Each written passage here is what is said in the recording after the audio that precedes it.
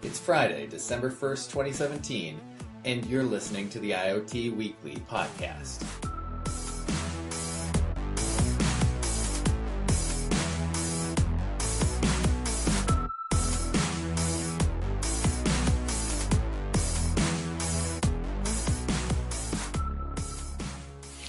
Hello, and welcome back to the IoT Weekly podcast, where we're bringing you the news and discussion about what's happening on the Internet of Things.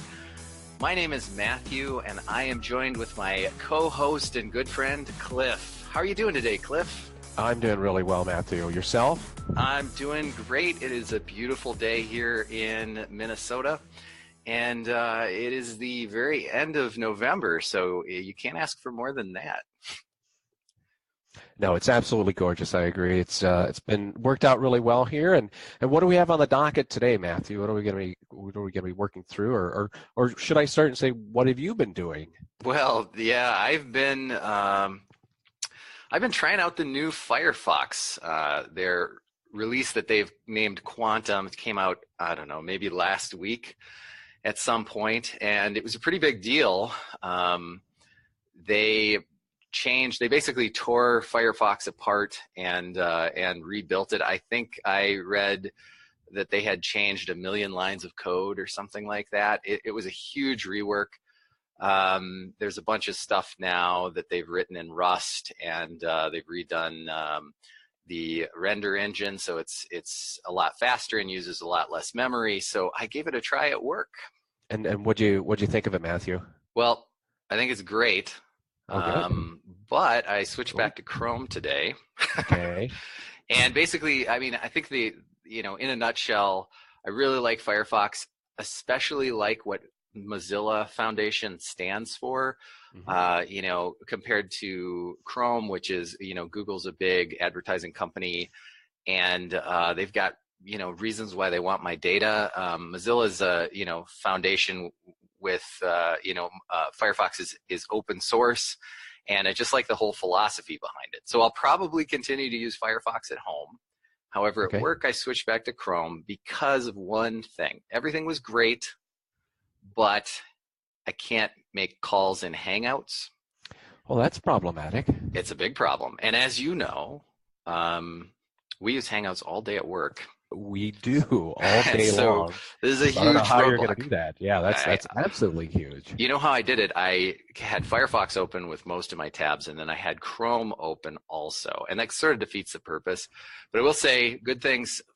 Quantum is super fast. I felt like it was comparable to Chrome, certainly. I felt like it used less memory for sure. Chrome is such a hog these days. So on the whole, I'd say it was positive, and I hope they get Hangouts implemented here. I'm shocked they don't have that sorted out sooner rather than later. I mean, that's a pretty big feature to sort through. Yeah, especially, if you're using the Google platform, it's sort of you gotta support Hangouts. So Yeah, you do. How about you, Cliff? What have you been up to? Well, this last weekend, my son and I ended up working on a Google Voice kind of box that we got, our kit, when we bought our last kind of parts and whatnot for our lab.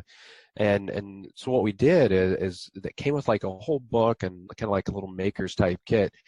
And I had no idea what this thing was until like halfway through. We're like, oh, we're actually installing Google Voice SDK on this thing. Like, well, that's kind of cool. And so what we ended up doing is taking a Raspberry Pi. We're using version 3. So we're taking Raspberry Pi, and we hooked it up to a couple kind of boards that they had with it, one for a speaker, one for microphones for left, right. And of course, it had to be in cardboard, right? So the box itself was in cardboard for Google. And then we wired everything up, put it all together, and then we installed the software. And I tell you, it was really slick working through that. So your typical Hello Google or Hey Google scenario we had running on this, I don't know, free kit, well, $35 for the Raspberry Pi, but it was a lot of fun putting this thing together. The thing I did notice is that the SDK hasn't been updated in some time, so there's some things that are like missing. one of the things was music. You typically in those type of devices, you just expect to be able to play music. And I think that's one of the majority things a lot of folks use with these. The music wasn't even implemented at all. The other piece I was really interested in, I was like, it'd be cool is if I could just, because it was signed in underneath my account, I was like, it'd be really cool if this thing could tell me my appointments for tomorrow. Sure. Like, and we use Google Calendars, as I just described. Because I was like, this would be really neat. Get up in the morning, say, hey, Google, what's on my docket for today, or what's on my calendar for today? It tells me, and then you say, hey, Google, what's the weather going to be like? And it would be pretty slick if it did that. You can get the weather, but you can't get your calendar appointments. So I think they've got a little work yet to do on the SDK, but otherwise not too bad. And the fun thing is the Python version of their SDK. So it was fun playing with Python a little bit this weekend. Gotta love Python. I do. What a great programming language. Every time we say, okay, Google, all the listeners' devices wake up and start, I know. Yep, because it's like, hey, Google, and then we're playing Mad Libs and all types of just crazy games this thing has in there. So it's kind of cool.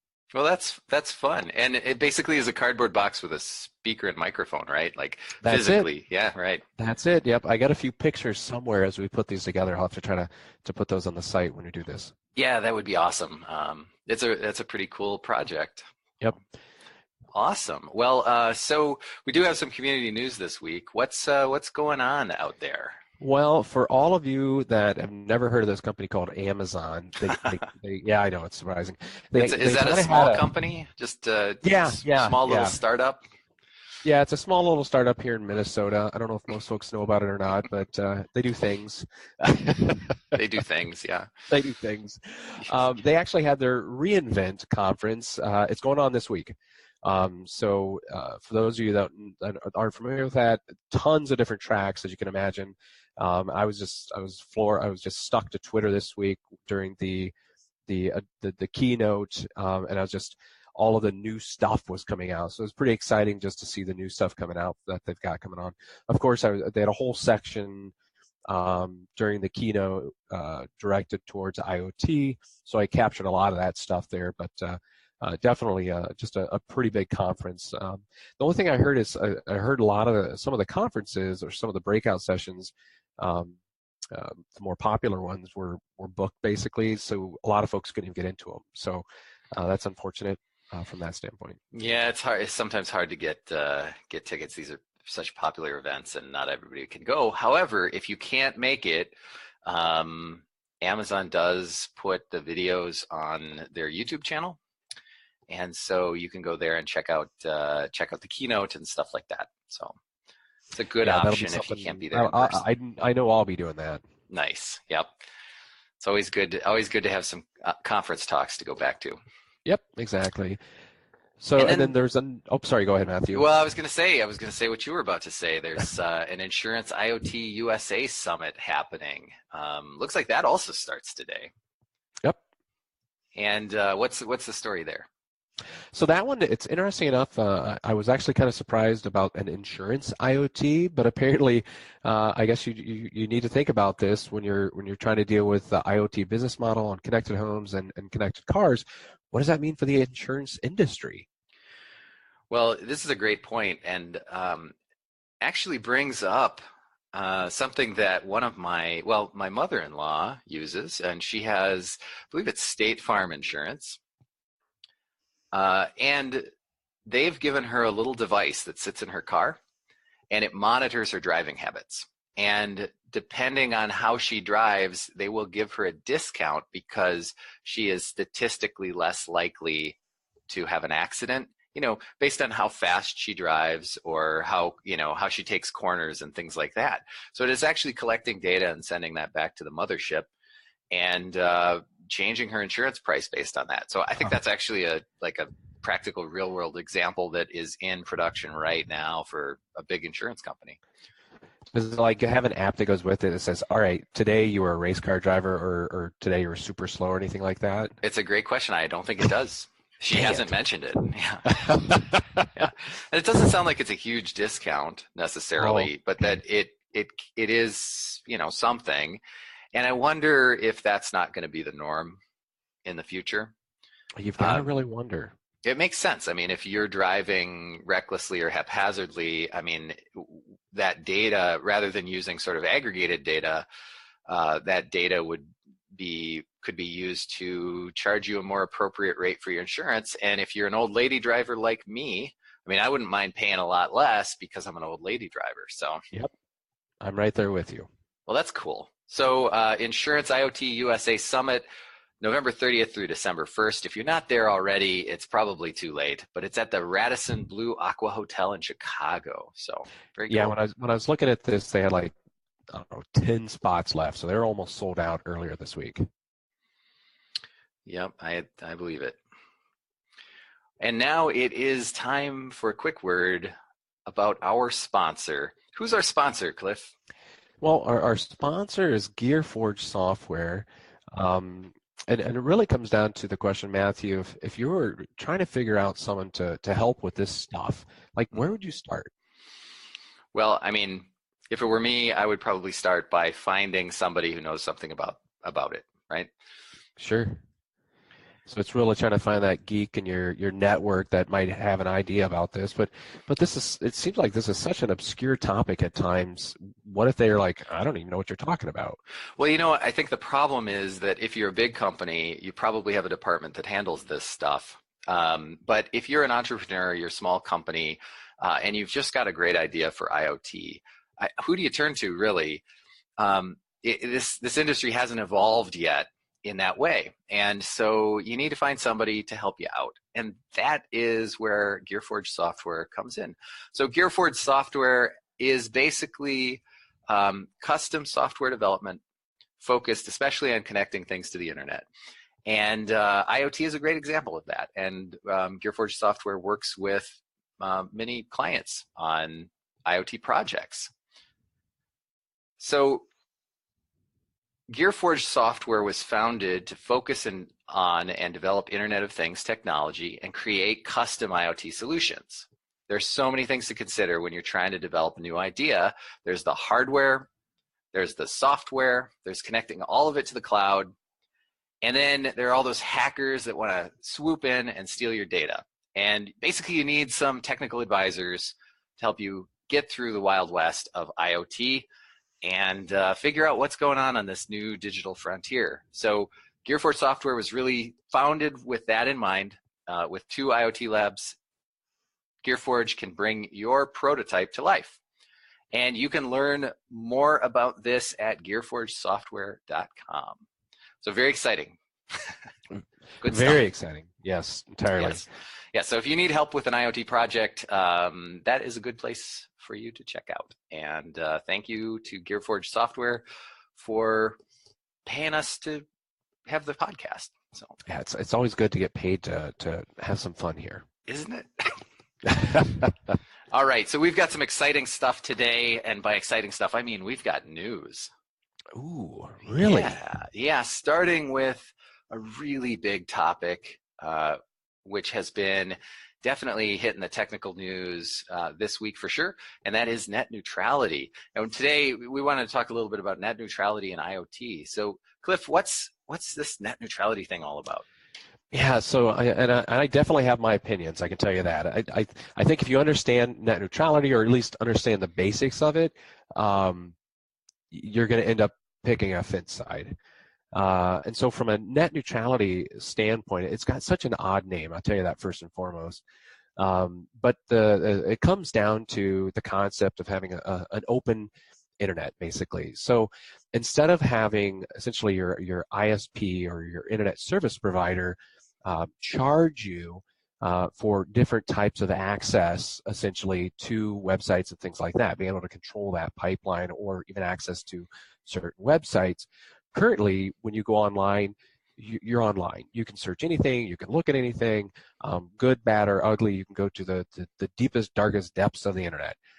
With net neutrality, what it allows the ISPs to do is essentially be able to monetize, I guess you'd say, the access of those different scenarios. So think about like cable companies, basically, is what it turns into.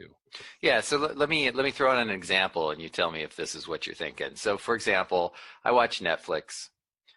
I watch Hulu, right? Mm-hmm. So with net neutrality, I basically pay my ISP for cable access, or for not cable, but cable internet, right? Yep, And exactly. with that, I get the internet. And so if I want to watch Netflix or I want to watch Hulu, that's just part of the price. And they're not allowed currently, under the current FCC regulations, they are not allowed to say, if you want Netflix, you have to pay us more. Exactly. Yep.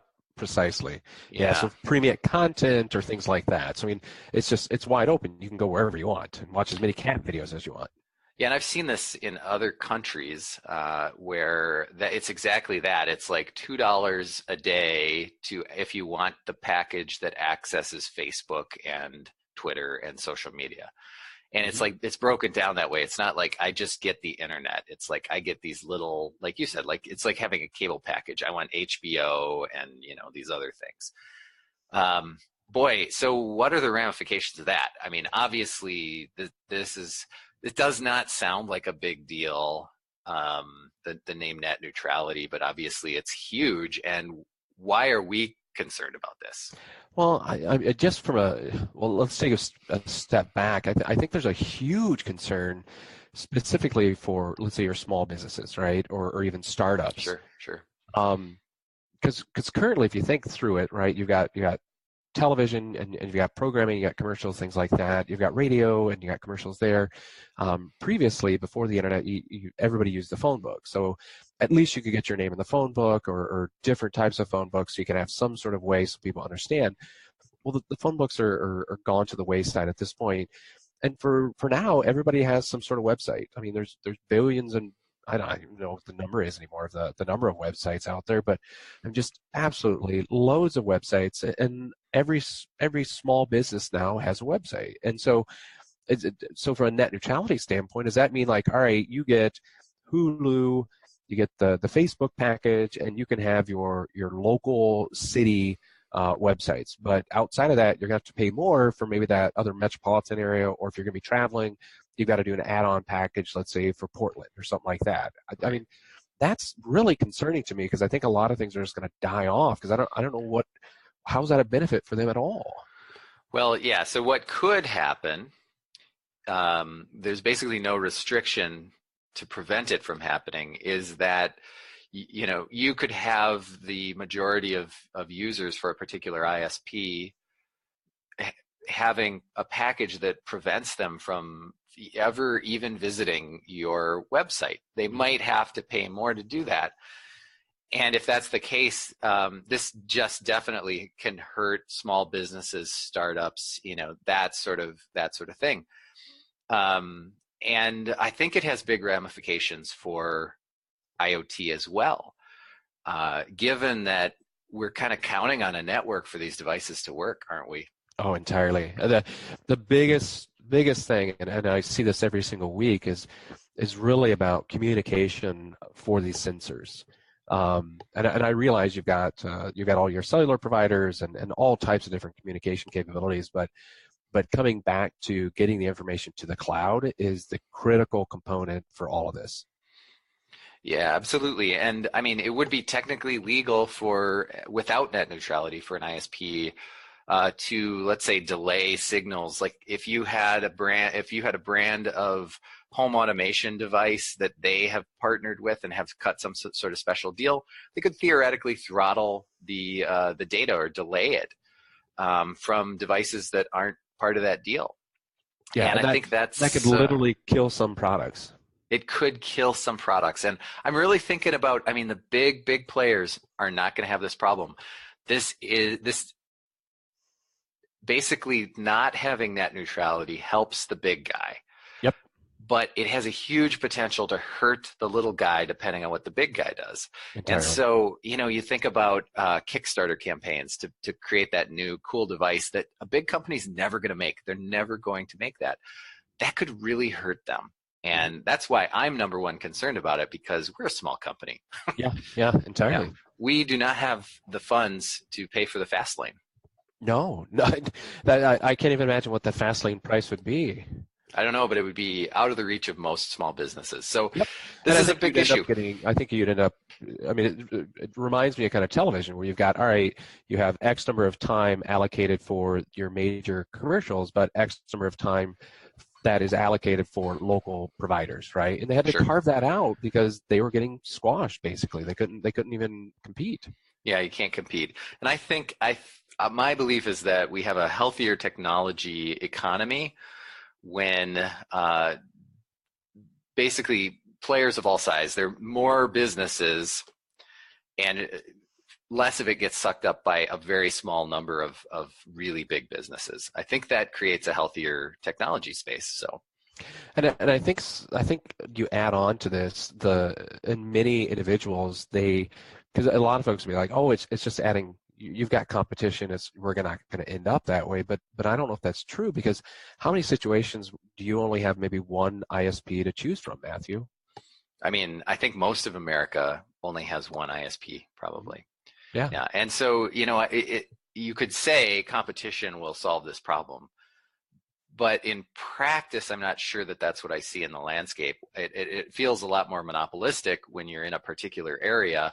For example, my old house where we lived, we really only had one option, and now we don't have much better than that. We have options, but none of them are really great. So I kind of have one option here too. Mm-hmm. And I think that's the case for most of America. And so that makes this even more concerning that I don't necessarily have somewhere else to go if I don't like what, my ISP is doing. Exactly. So we'll see how this evolves, but I think, I think this is a big challenge for the internet in general, and especially for the little guy. And I think IoT has some special challenges here as well. And I honestly haven't seen a lot of talk about that yet, but given the growth in this industry, I feel like that could be the most important factor of all, honestly. Yeah, and the interesting thing is that I don't think this debate is going to stop. I think this is going to be an ongoing scenario that's going to be I would not be shocked if in 10 years we're still talking about net neutrality. Oh, I agree. And, I think back to, I remember using computers before the internet. Mm-hmm. And we've come to kind of, the internet's been shaped by all sorts of historical factors, but we've kind of come to expect here in America, this is the way the internet works. And it could change. And I think if you like the way that the internet works now, this is probably the time to speak up. Yes, entirely. Yep. So what could they do, Matthew, if they're like, I really love my internet like it is? What's the recommendation here? You should call your Congress people. That's the recommendation. Yeah. Totally agree. Yep. Hit them up on Facebook. Hit them up on the telephone. You get a hold of them and just let them know from a support standpoint you want to keep the internet the way it is. Yeah, and this is a really unpopular position right now. I mean, ending net neutrality is very unpopular, but the current FCC leadership is maybe pushing it. So it'll be interesting to see what happens. And it's certainly there are lots of opinions. People have lots of opinions, but man, I think I kind of like the way the internet is now, and it's dangerous to mess with a winning formula. So. If you agree, you should get in touch with your Congress people. Okay. All right. So, what else was happening this week? You mentioned it before. AWS reInvent is going on, and it sounds like IoT may have been kind of a star. And it could just be that's what I focus on. You know how that goes. But I do think IoT possibly stole the show from an AWS standpoint. They've debuted quite a few things.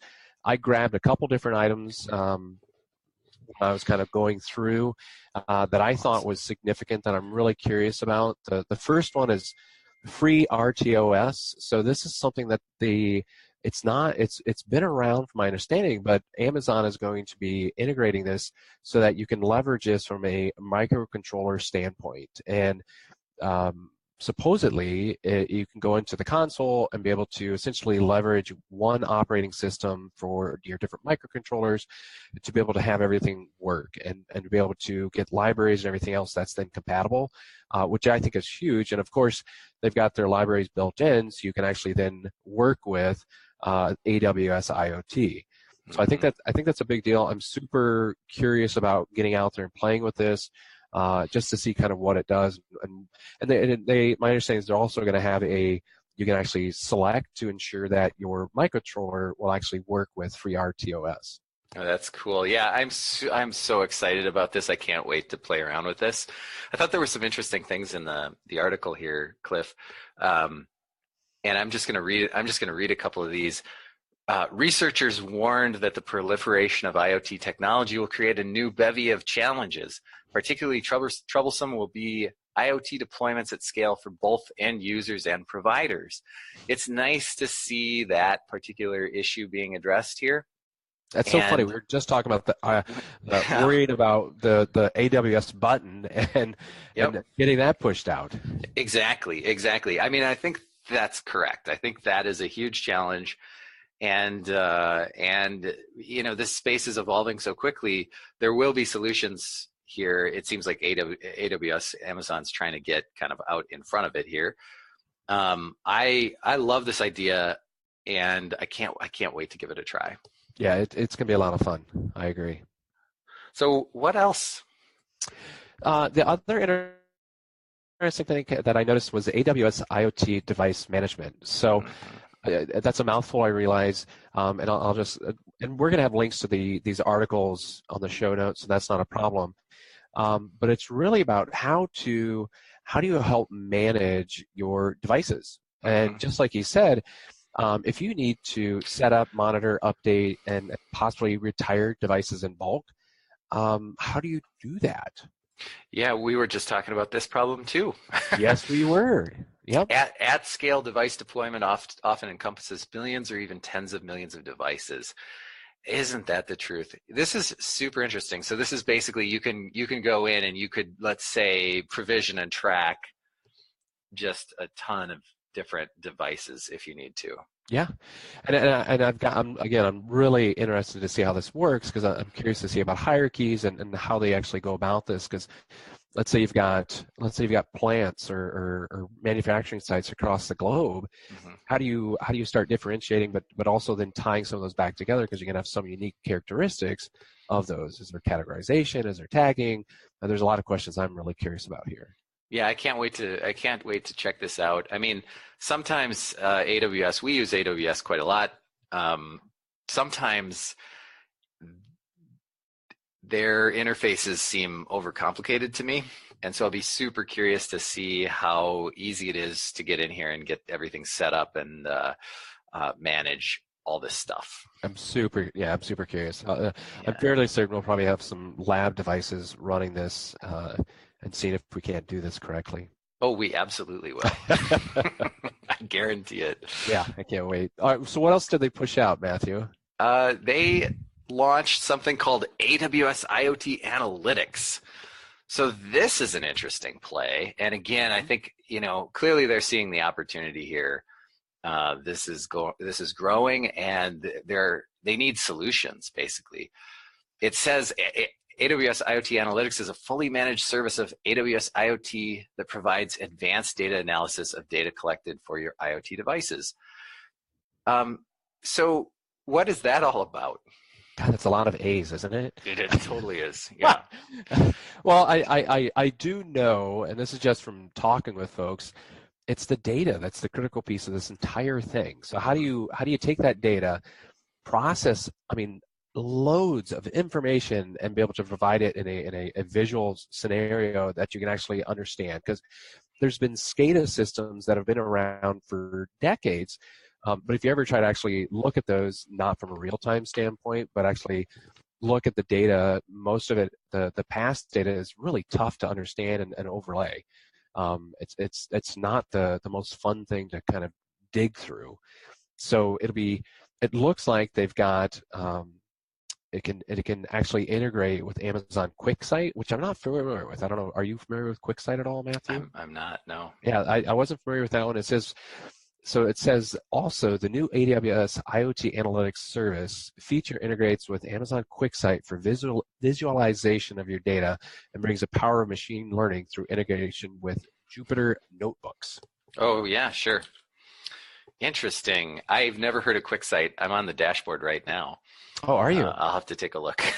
Yeah, I'm kind of curious about that because, I mean, just from a data standpoint and being able to create reporting quickly, that would be pretty slick. Yeah, what's interesting to me is, so AWS has an absolute ton of functionality, and they've had a lot of this stuff for a long time. For example, you can use Lambda functions and Kinesis and, do transformations on your data. You've got Redshift. You've got just so many options here. But I think what I've been seeing them do lately is it seems like they're putting a layer on top of this stuff by sort of connecting it for specific purposes, right? Mm-hmm. So I don't know what's going on behind the scenes of this new IoT analytics, but my hunch is they're using some of the things they've already built and sort of have built an interface to manage that. So you don't have to go in and roll your own and set up all your permissions and that stuff. They did something similar this year with CodeStar, I think it was called. And basically, again, CodeStar's not doing anything that you couldn't already do. I think it's just trying to make things, a little easier to set up for particular use cases, because there is some pain actually. And well, I need this, I need a database, I need, Elastic Beanstalk, and you got to get all that set up and make sure the permissions are right. And I think the idea is maybe make it. We know IoT is going to be big. Let's make it easy for people to get in here and use it. Yeah, I'd be really curious to see how you can possibly segment data and things like that from different accounts, if that's possible. Sure. Just especially from our standpoint, we got multiple different individuals that want to see the data, but how do you keep those separate from that standpoint too, from roles and whatnot? Absolutely. Well, this looks really exciting. I can't wait to play with these.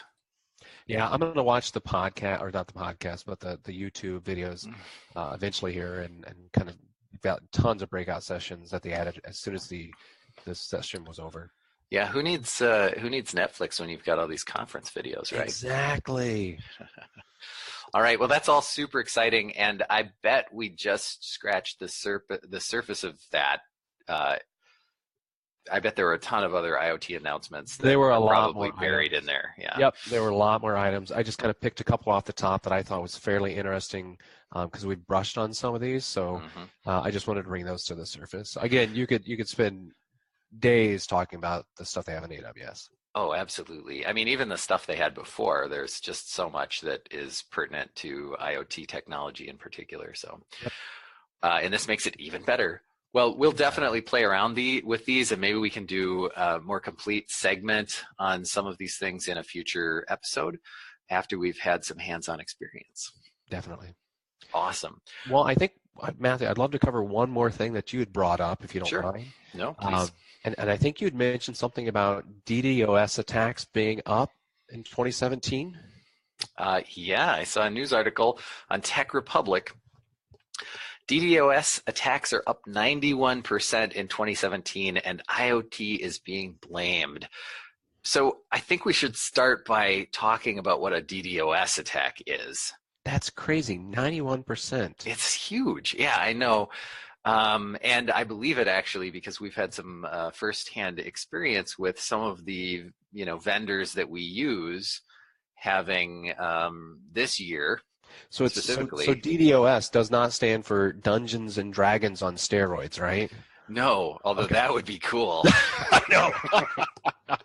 No, so this is a distributed denial of service attack, basically. And what this means, so a denial of service attack would be to flood someone's servers, someone's network infrastructure, basically, with more requests than it can handle.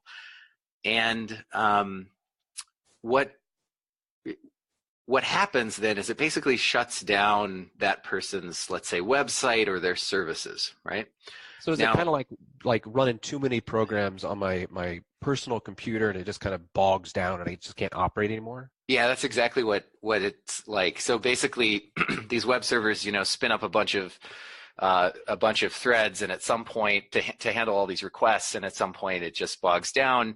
You wind up with you're stuck. Your disk is at 100% I/O, and your CPU is spiked, and whatever, right? Depends on your application, but basically your server just grinds to a halt. Sure.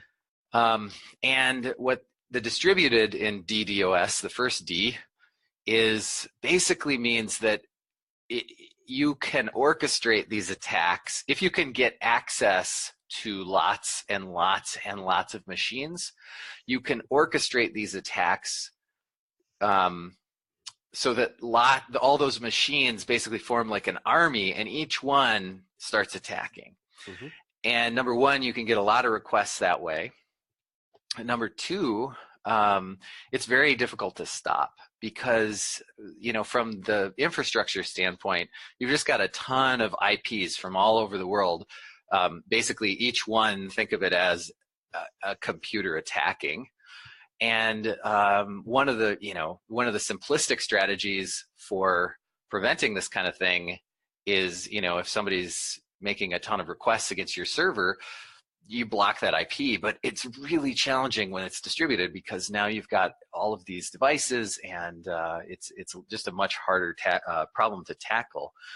And where IoT comes into this is that the devices that are being used are basically cheap IoT devices. They're devices that can connect to the internet and that have security flaws that could be exploited.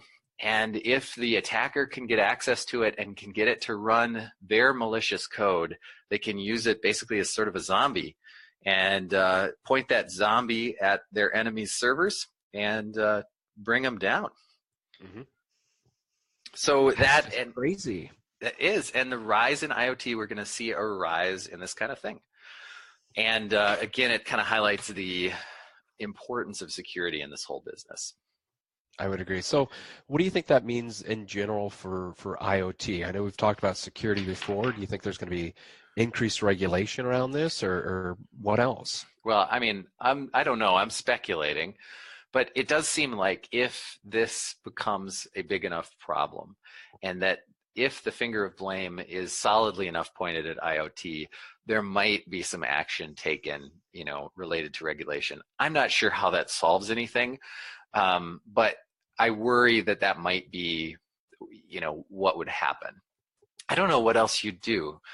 The problem really is that people have built insecure devices or have no plan for making sure that they get updated.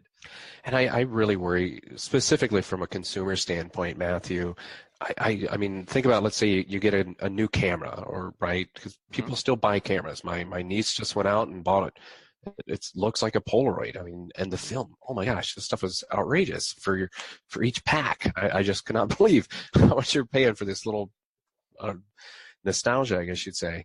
But it's an IoT, basically a device. And I think I'd read about that folks were able to hack into cameras most recently. And I would bet you money my niece is never going to attempt to try and upgrade or check to see if there's a software update for that device. Absolutely. Yeah, and I think it needs to be really easy for the consumer or it won't happen. Yep. I'd almost say they shouldn't even... I don't know. Do you push automatic updates and say you have to do it? I mean, that would be a solution. I think there are lots of sort of logistical challenges with that, right? I mean, how do you even monitor that? Well, I don't know. I'm like my TV, right? For instance, I play everything through my TV. I fired it up last night and said, hey, we've got a new software update. You have to update before you can do anything else. I've had other instances where it says, hey, a new update's available. Would you like to update? So it seems like there must be scenarios where it's like, hey, this is a critical, so you need to update versus this one's not so much. So go ahead and take more of a, you can update it within the next 24 hours. Well, I completely agree with that. But here's the problem. Okay. So for any developer of a device who cares about their reputation, they will update it. This is the best practice. Windows does automatic updates. Mac does automatic updates. My PlayStation does like everything does automatic updates, right? This is the best practice. This is the best thing we've figured out how to do, is to basically sort of force users to just do it. And that ideally it happens in the background without you even noticing. However, the problem is that the devices that are the biggest problems, not to say that there aren't maybe devices from big manufacturers that have this problem, but these are the cheap devices. They're coming out of China mostly. And there's no support, and they really are sold at a price point where I don't think there can be, right? Yeah, I don't know how that you'd actually be able to do that. So how do you enforce that? Yeah. It seems like this is a problem that's here to stay, and I mean maybe there are just so many. There's so many issues that come along with this. I don't know if you remember those stories about the baby cams, like the crib monitors that were just wide open basically, and people could completely hack in, and then they had a camera in your house. That's super creepy. It's so creepy. And this is the kind of thing that happens when devices aren't secured. But, also now you can take it over and use it as an attack, zombie essentially in a DDoS attack. So it seems like this is a problem that's going to continue to grow. There are lots of other issues. Go ahead, Cliff. What I found interesting is I'm now noticing and I haven't seen a lot of these, I've seen a couple of them now, specifically the routers now for your Wi-Fi routers are now building in essentially tools and some technology specifically for IoT to start thinking about security. I think I just seen one of these the other day when I was reading through some articles. I didn't dive into what they're doing or anything like that, but I thought that was really interesting. It was specifically built for IoT from like a Wi-Fi router in your house. Yeah, and there might have to be strategies. I mean, you think about the problem with malware on Windows, and the long-term solution to that. There have been many long-term solutions, including improving permissions and things on, by default on Windows. But the long-term solution to that has been antivirus, and maybe. And you think about email, it's spam filters, right? Yep. So maybe there's going to be something like that in the IoT space that's going to come up specifically to kind of prevent, even if you have a device that's cheap and it's not supported and it doesn't get automatic updates,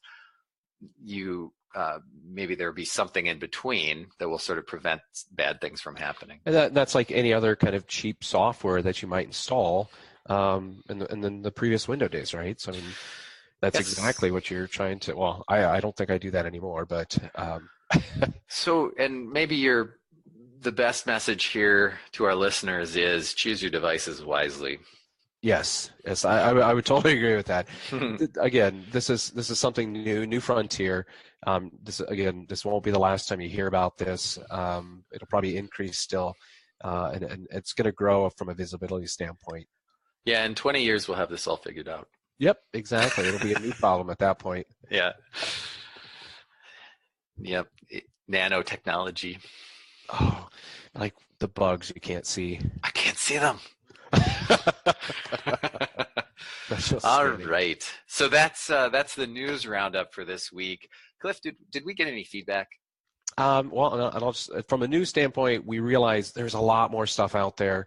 There's only so much we can cover. So from that standpoint, there's a lot more that comes through every single day. From a feedback standpoint, unfortunately, Matthew, I did not see anything come through on our podcast at GearForge Software. I did get some positive notes, though, when we pushed this out, and we got a few folks subscribing to the podcast, and the podcast is now on iTunes, so it's been published there also. Great, and we're also on SoundCloud, I think. That's correct. Yep. Perfect. So you can find us IoT Weekly on either one of those. All right. Well, so no feedback this week, but if you would like to drop us a line, you can do so at the email address is podcast@gearforgesoftware.com. You can also stop by the gearforgesoftware.com website, and there's a contact form there if you prefer to do things that way.